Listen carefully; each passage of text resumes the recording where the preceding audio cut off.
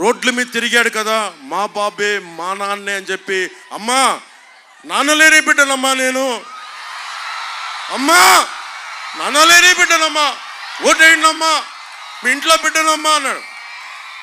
ఇంట్లో బిడ్డ ఏం చేశాడు? పొలాలు తీసేసుకుంటున్నాడు. ఇంట్లో బిడ్డ ఏం చేశాడు? మద్యపానాన్ని అందరికీ ఫ్రీగా సప్లై చేస్తున్నాడు. ఇంట్లో బిడ్డ ఏం చేశాడు? ఇసుక దొబ్బేస్తా ఉన్నాడు. ఇంట్లో బిడ్డ మీ అన్నో తమ్ముడు అయితే ఫీజు రీఎంబర్స్మెంట్ చేయాలి కదా, అది చేయడు. కానీ అమ్మా నాన్నలేని బిడ్డనమ్మా, ఏదన్నా అడుగు, అమ్మా నాన్నలేని బిడ్డనమ్మా. అరే నేను కూడా నాన్నలేని బిడ్డనే, నేను ధైర్యంగానే ఉన్నాను కదా. కనీసం మా నాన్న ముఖ్యమంత్రి కూడా కాదు. మా నాన్న కానిస్టేబుల్గా పోలీసులో స్టార్ట్ అయ్యి ఎక్సైజ్ డిపార్ట్మెంట్లో ఒక ఏఈ అసిస్టెంట్ ఎక్సైజ్ సూపరింటెండెంట్గా రిటైర్డ్ అయిన వ్యక్తి. ప్రతిదానికి డ్రామా చంపి దొబ్బుతున్నారు మమ్మల్ని. ఏదన్నా మాట్లాడితే నేను లోకల్ కాదంటాడు. జగన్, నేను బాపట్లో పుట్టా, తిరుపతిలో నామకరణం చేశాను, ఒంగోలు నెల్లూరులో పెరిగా, పక్కనే ఉన్న మన మొగల్తూరులో మాకు పొలం ఉండేది, మాకు సొంత ఇల్లు ఉండేది. నీలాగా పాపం జగన్ వాళ్ళ తాతగారు చాలా గొప్ప వ్యక్తి.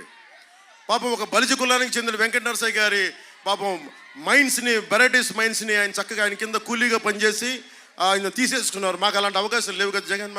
మేము కింద మీద నలుగురితో రావాలి, మాకు దగ్గర అంత డబ్బులు ఉండవు కదా జగన్. దోచేసే మైండ్లు మాకు లేవు కదా. మేము ఉద్యోగాల మీద బతికే జీవితాలు మేము ఏదో కష్టపడి కింద పడి వచ్చాం మేము. కానీ నువ్వు కూర్చొని నువ్వు మా కథలు చెప్పి ఒంటరి బిడ్డని, అమ్మ మీరందరూ ఉన్నారు, సొంత చెల్లికి గౌరవం ఇవ్వని వ్యక్తి అమ్మా. అరే ఏ అన్న అయినా సరే చెల్లి మీద అంత నీచంగా మాట్లాడతాడా? చెల్లి సంసారం గురించి మాట్లాడతాడా? మీరు చెప్పండి అమ్మా. నేను ఇది కూడా చెప్తున్నా, ఆడబిడ్డలకి మానానికి అమర్యాద జరిగితే వాళ్ళ మంత్రులు ఉన్నారు, 1-2 మానానికి అమర్యాదలు జరిగితే ఏమవుతుందని మాట్లాడతారు నీచంగా.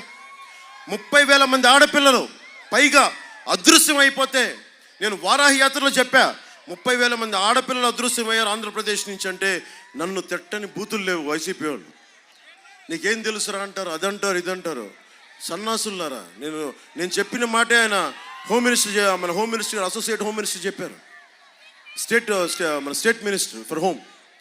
30,000 మంది ఆడబిడ్డలు అదృశ్యమైపోయారు. ఈ మనిషి ఒక్క రోజన్నా మీకు దాని గురించి ఒక అభిప్రాయం చెప్పాడా? ఏం జరిగిందని చెప్పాడా? నేను అందుకే మాట్లాడుతున్నా, మీరు ఎన్ని గొప్ప వాళ్ళని పెట్టుకోండి, వైసీపీని కనుక మీరు ఇంకొకసారి లోపలికి తీసుకుంటే మొత్తం సర్వనాశనం అయిపోద్ది రాష్ట్రం.